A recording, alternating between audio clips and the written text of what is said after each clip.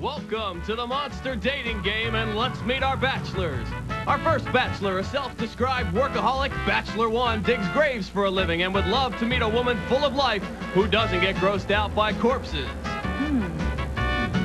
Bachelor number 2 has a home on the range and a passion for the wild, wild west. This cowboy enjoys saloon fights, showdowns at high noon, and sentimental songs around the campfire. Bachelor number 3 is half man, half cat.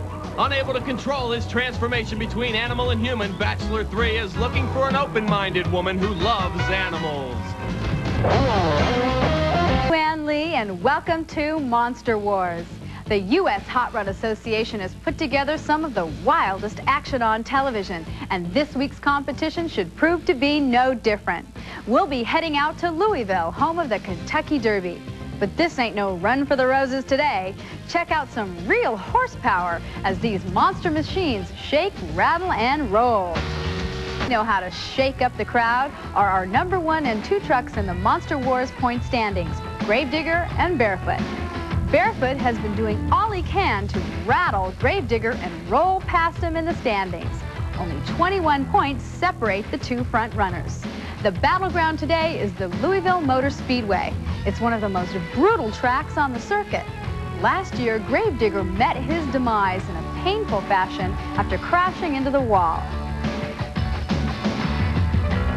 His 3 broken ribs have since healed, but the big question on everyone's mind is whether Dennis Anderson is still haunted by last year's accident. To fill us in on the dangers awaiting all the monster machines, let's send it down to my devilish co-host, Jim Davidson. This promises to be the most exciting monster truck competition ever. If history has a way of repeating itself, look for the Monster Warriors to fall victim to what many call the toughest track on the circuit. It's a 2-jump figure-8 asphalt speedway the drivers refer to as Satan's Circle. It has a way of keeping the fans on the edge of their seats and the drivers back in the pits saying all their prayers. That's where I'll be throughout to bring you all the action behind the scenes, and out on the track will be Kentucky's very own Joe Lowe.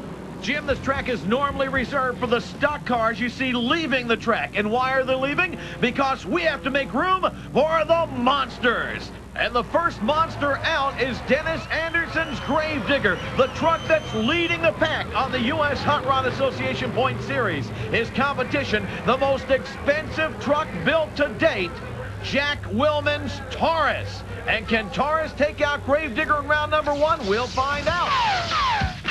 All right, boys and girls, I want to thank you for inviting me into your homes today. I know you're excited. I know you got high expectations. I know you love Monster Wars. It's time to hop up off your little saddles, turn your televisions up as loud as they'll go, hide the remote, throw open your windows, wake up your neighbors, gather up your friends, family, pets, and huddle around the TV.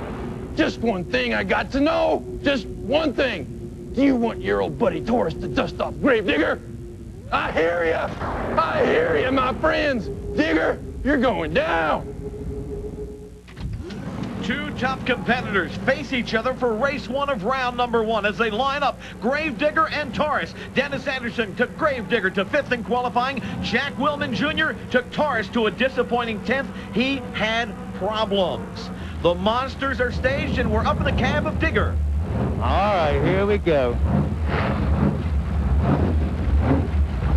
Another day, another round at the Louisville Motor Speedway Big 8 race. These 2 trucks have been on the track against each other 5 times this year, with Gravedigger winning 4 of those 5. And now Dennis Anderson waits for the green light. He gets it. Going for a ride, and Digger. On the outside, Gravedigger has to catch up to Taurus. He has a further way to go. Dennis Anderson cuts very, very close. Taurus has to go to the inside. Digger over the cars first. A commanding lead for Digger. He's cutting it very, very close. A little smoke comes out, but no problem as Gravedigger comes up and around. More smoke, and yes, he does cut it too close and spins out. Digger spins out, and Taurus, although he's not running very well, gets a win. Taurus has problems through the entire race, but Dennis Anderson cuts it too close, spins out, and that's it for Digger. Taurus wins the race in Louisville. A very disappointed Dennis Anderson aboard the Gravedigger. The digger choked. Ah, that's it. It's no more digger. Denied, denounced, deboned, detached, deceased, destroyed, and departed. It was a delight. Hoo-ha! Dennis Anderson was in command, but then something happened. Smoke out of the side of the engine, he cuts it too close, and he spins out. Dennis, I'm sure not what you expected, but what happened out there? Well, you know, the first part of the race there was going just like I wanted to. I was really laying down a good run. Came into that last turn. I thought maybe the track was a little breezy. The heat is up today, so I felt like the truck was going to be a little slippery. But I busted one of my heads, and it was pumping antifreeze out on the tire. And it started making the truck give away, and I just spun out in that last turn and lost the race. Tough break for Dennis Anderson and the Gravedigger. Our next matchup features a truck from very close to Kentucky, the Equalizer. Well, I'm feeling the urge to ascend, to transcend the self and step forward and stake claim to my one true destiny. Nobody, and I mean nobody, will stand in the way of my noble quest. Yeah. Monster truck course in the country, Louisville Motor Speedway's Figure 8 course. The matchup between Carolina Crusher, Gary Porter aboard, and David Morris in the Equalizer. 3 times these trucks have met this season. Carolina Crusher has not been able to take out the Equalizer one time. Thumbs up. Thumbs up, we're good to go.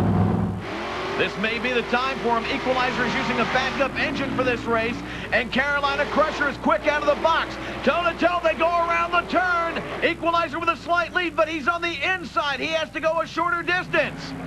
Bouncing all over the course, they go over the cars, and now it's Carolina Crusher's turn on the inside. Equalizer takes a little wobble, goes wide. Carolina Crusher hangs in there.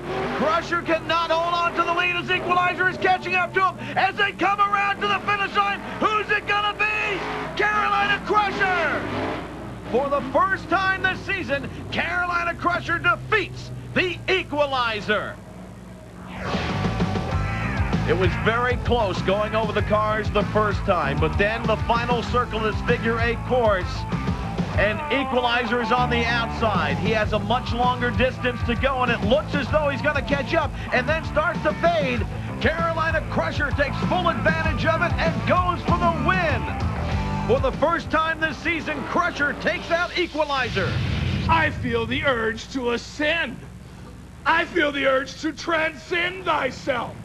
Somebody forgot to tell you that we're racing here. We're racing now. It was a tight race, but the Crusher always finishes top.